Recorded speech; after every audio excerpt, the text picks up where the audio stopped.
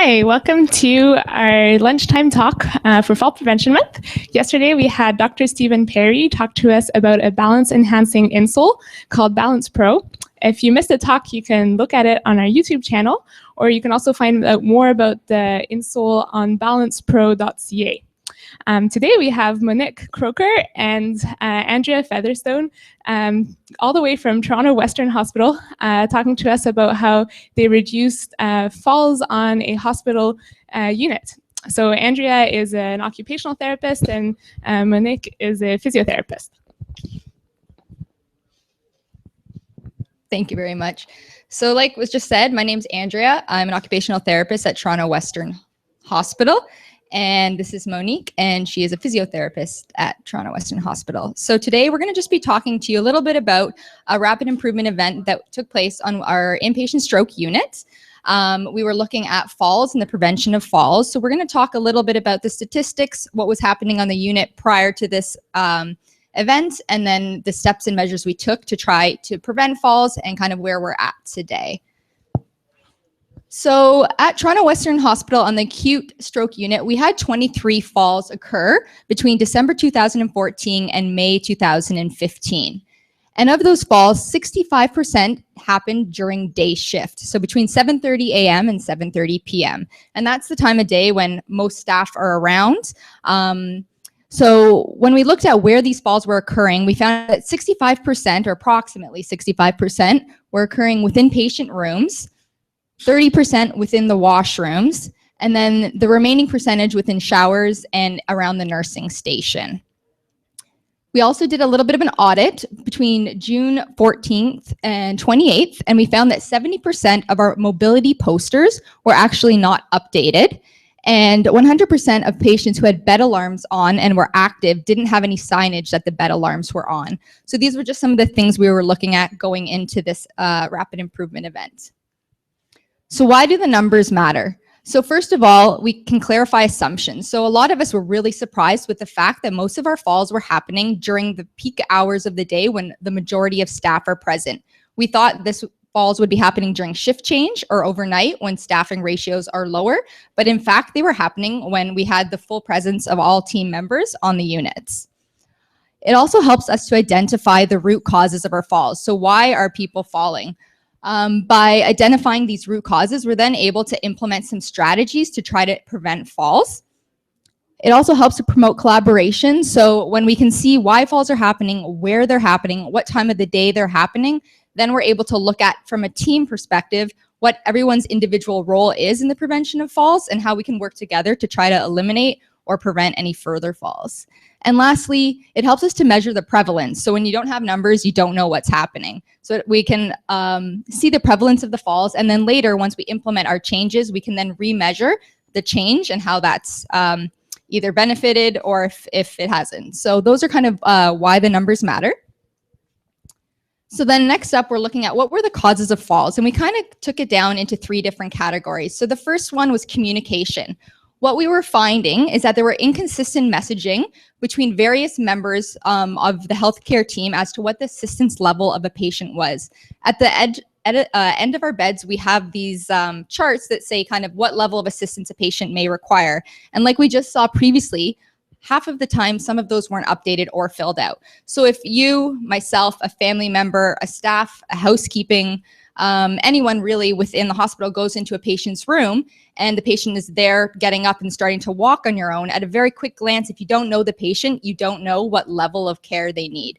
And so the patient might come to you and say, no, I'm okay, I can walk to the bathroom on my own, when in fact they really need the assistance of a walker or 1 or 2 people assist. And so as someone who doesn't know the patient, that can turn very quickly into a situation where you say, okay, and then all of a sudden you have a fall in front of you.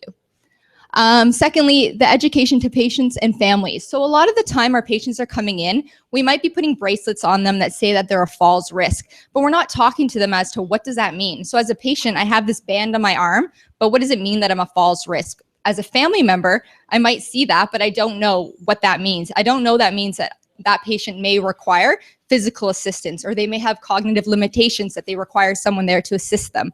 So that was one kind of area of the education that we identified. And with that, it kind of leads to sometimes family members, friends who are visiting, helping to mobilize a patient when in fact they might need a lot more assistance than is noted. So that could also potentially lead to falls. And the last one was environmental. So there are environmental things everywhere we go, inside hospitals, outside hospitals, that can result in falls. But when we looked within the inpatient setting, the things that we noticed were clutter. So you go into a patient room, there's supposed to be one chair for a visiting kind of family member or friend. Sometimes there were 4 or 5 around the bed, like a barricade. Families would get up, they would leave, and there's the patient in the bed, all these chairs around them. You look at table trays full of nursing equipment, belongings from a patient. The tray might not be near them at all and they need it. So that was another kind of thing that we found. When we look at signage, we already kind of spoke to that, but not having mobility posters completed, that's identifying how much assistance required, or those posters not even be present in the room. As well as the bed alarms. So if bed alarms were on, maybe the signage wasn't on the bed alarm. And so as a therapist, maybe we went to work with a patient, we wouldn't even know the bed alarm was supposed to be on. It may have not been on, and then when we leave the patient, if we don't leave it on, that's another kind of potential risk factor. And then the last one talks a little bit more to bed alarms not working or difficult to identify where they are going off. So in some of our units, the far rooms, bed alarms were going off. The alarm's not that loud sometimes. You stand there and you hear an alarm going off, but you don't know which room it's coming from. So those are all kind of factors that we found were leading to falls. So I'm going to hand it over to Monique now to talk a little bit about the prevention. Hi there. Like Andrea said, my name is Monique. I was also participated in this rapid improvement event on our stroke unit to prevent falls. So I'm just going to sort of touch on a couple of the prevention strategies that we put in place, and then I'm going to talk a little bit about what sort of happened since this event occurred in the summertime. So one of the things that we did is update the posters that were at the end of the bed during this event. So it sort of helps to, it was an existing poster that occurred already. So we updated the poster, like sort of the aesthetics of it and some of the information that was on it, as well as just the process that was involved in who fills it out and when it is updated on the unit. So it just, this part here, this side is nothing changed with that. We just identify the patient's name, the date that we've assessed them, and who's assessed them, whether it's the physio, the nurse, the patient care assistant, and just gives you a quick visual look. Okay, they need a gait aid, they need 2-person assist, or they're independent with their mobility. Then we use the Morris Fall screen, which has been completed upon admission, to sort of just identify at the top there what this patient's risk of falls is. And so that's based on that objective information from the Morris Fall screen. And then quite importantly, just some of the quick strategies that we use from the fall prevention, from the Morris Fall scale. So just sort of saying the bed alarm is on. So we want to have that highlighted so that we know that patients who should have the bed alarm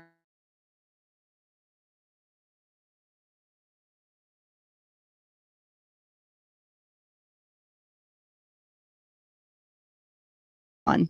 Each team member sort of sees the patient and starts the fall prevention strategy and mobility assessments. We kind of complete this form. So just a word, this was developed, and it's sort of in an ongoing, it's an ongoing process to sort of have it implemented. This is another sort of visual cue that we used to put up in the room, just to sort of help patients and families, as well as staff members, sort of just visually making sure that the room is, clear of clutter, just to do whatever we can to help prevent falls. So this is put on the wall of, or on the door of the patient room. And as you can see, it sort of shows the ideal scenario and then sort of the less than ideal scenario here where there's a lot of clutter.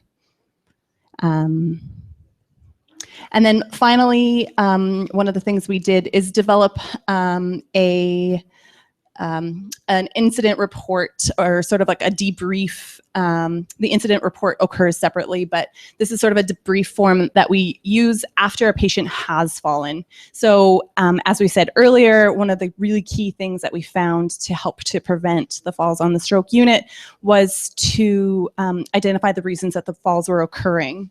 So now when falls do occur, we try to really capture that information, have a quick discussion with the whole team immediately after the fall, with whoever sort of observed the fall occurring, with the patient's primary nurse, and then with any other team members that are present, just so that we can have information to continue on with our process for improvement.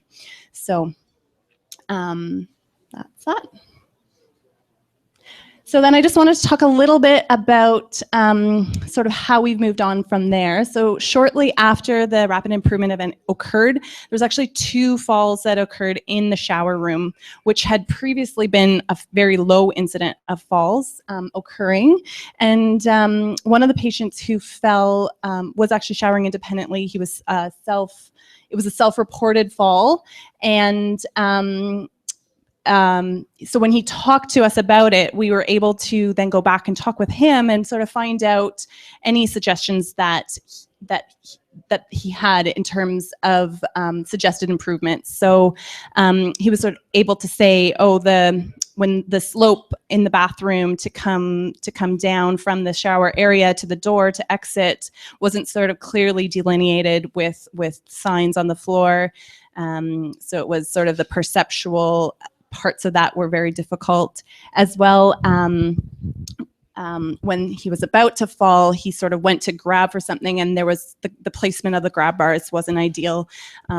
And as the bathroom is sort of the shower room is sort of slated for a renovation in the next little while, these were very helpful tips to sort of help in the future. So this should help to prevent falls in the future for our patients. Okay. So what we've been doing since then is identifying all of the falls that are occurring on the unit. Every day we have an interprofessional huddle, and we discuss the falls that have occurred. Unfortunately, the longest stretch of no falls has been 24 days. We have a lofty goal of 90 days fall-free, so we're still a work in progress. And since that time, we don't have sort of clear data, but most of the falls in the patient rooms beside the bed have been decreased. The majority of the falls are now occurring in other areas like the bathroom, which had been sort of previously hadn't been as many falls. So there's more room for improvement. And so we're really happy that the falls have decreased in some areas, and now so that's really important, I think, to know that the work is never done. So we do have an ongoing monitoring system. We are auditing some of the preventions measures that we put in place. And then at the interprofessional huddle every day, we identify opportunities for improvement, OFIs we call them, and just to help to continually improve the process.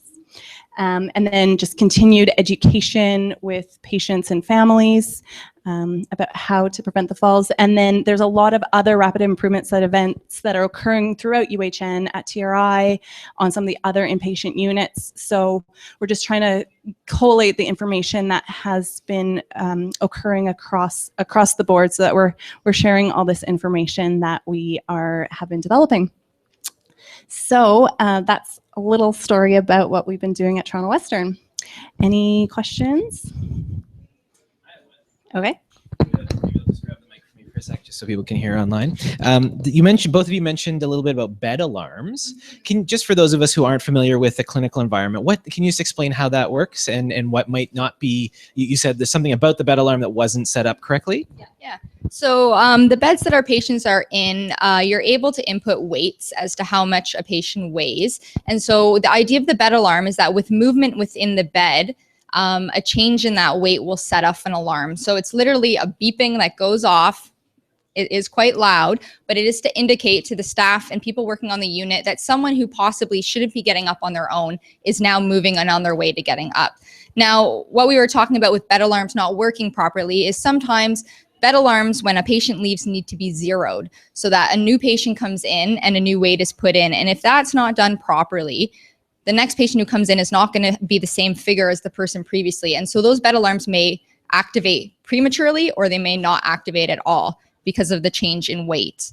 As well, some of the times what we were finding is bed alarms are on, and as therapists, we would go in, we didn't know they were on. We started to work with patients, and these alarms were not going off until we were getting the patients back into bed, or actually like physically getting on those beds with them. So that's something obviously that was an issue, because they should be going off as soon as, you know, you're starting to get the movement and the weight is changing. And then the other issue we had with them was identifying where they were. So these bed alarms are going off and staff are looking around at each other saying, where is that coming from? And so the way we kind of tried to solve that is there are some cables that you can connect up to the bed, which actually activate the call bell. So the light goes off, or it is identified at the nursing station as to which bed alarm is actually going off. So there were also some kind of issues with that. It's more the electronic side of things. So they're definitely looking into that and trying to get those fixed. But those were some of the concerns and some of the issues we were having with our bed alarms in preventing falls. So with the communication, I love the form that you guys redid. The one thing that jumped out at me, I mean, well, I'll just say one thing is we had a patient here who was really excited about the fact that he had, I guess at Toronto Rehab, they have a green sheet, right? And he was really proud of the fact that he had this green sheet. What do you... Right. So, you know, that's like a badge of honor is kind of how a lot of the patients here, I think, feel about these things. So, you know, having it be a checkbox is one thing, but if it can be a really bright thing that people notice, you know, I think people can be proud, like the fact that they are, you know, progressing, I guess, through different stages or whatever. The one thing I thought that might be interesting to add too is you have, you know, if they're independent but with a cane or a walker, you know, the Saska pole or pole like that, is that a potential thing that could be added to that too? I don't know if you have comments. The physical environment of the hospital doesn't allow for some of that equipment that you're referring to, but certainly that's why there's sort of a comment box on there. And so if there's any additional information that's sort of not captured in that quick visual, we can write it, like sort of write it in the comment section. And that's what it's for. I mean, it's a stroke unit. Some patients have specific deficits that we try to capture in another way on that form as well. So it may not be quite as quick of a snapshot, but. Mm-hmm. Yeah. Was there something that prompted you to look at how many falls you had on your unit and kind of audit the different things that were going on? I mean, I think it's the ongoing culture of safety that UHN is promoting.